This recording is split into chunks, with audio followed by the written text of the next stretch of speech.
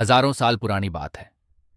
हिमालय की गोद में बसा एक छोटा सा गांव, जहां सूरज की पहली किरण पड़ने से पहले ही सन्नाटा छा जाता था।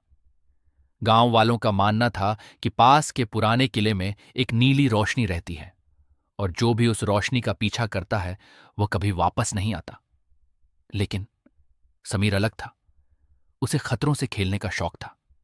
एक रात, जब पूरा गांव गहरी नींद में सो रहा था, समीर अपनी टॉर्च लेकर उस किले की ओर चल पड़ा। किले के दरवाजे पर पहुंचते ही अचानक एक जोरदार हवा का झोंका आया और टॉर्च की रोशनी धुंधली पड़ गई। समीर के पीछे से एक आवाज आई, समीर, रुक जाओ। वह चौंक गया, पर पीछे कोई नहीं था। वह जैसे ही अंदर बढ़ा, उसे सामने एक विशाल आईना दिखा, जिसमें उसकी परछाई के बजाय एक रहस्यमयी बूढ़ा आदमी खड़ा था। वह बूढ़ा मुस्कुराया और बोला, तुम यहां अपनी मर्जी से नहीं आए हो, तुम्हें यहां बुलाया गया है। समीर की धड़कनें तेज हो गईं।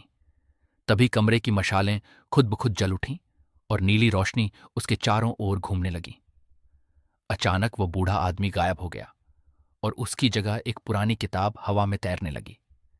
समीर ने कांपते हाथों से किताब खोली, जिस पर लिखा था, इस किले का रहस्य वह नहीं है जो दुनिया देखती है।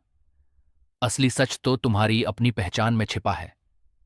तभी समीर ने अपनी कलाई पर ठीक वैसा ही निशान उभरते देखा जो किताब के कवर पर था। उसे एहसास हुआ कि वह उस जादुई साम्राज्य का आखिरी वारिस है। लेकिन ट्विस्ट अभी बाकी था। आखिरी पन्ना पलटते ही उसे पता चला कि वो बूढ़ा आदमी उसका रक्षक नहीं, बल्कि उसका सबसे बड़ा दुश्मन था, जिसने उसे कैद करने के लिए यह जाल बुना था।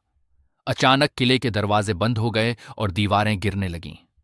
समीर ने तुरंत अपनी आंखें बंद कीं और उस नीली रोशनी को अपनी मुट्ठी में कैद कर लिया।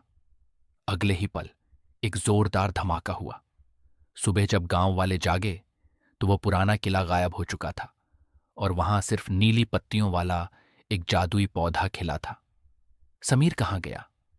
क्या वह बच पाया या उस जादुई दुनिया का हिस्सा बन गया? ये रहस्य आज भी उस गांव की हवाओं में गूंजता है।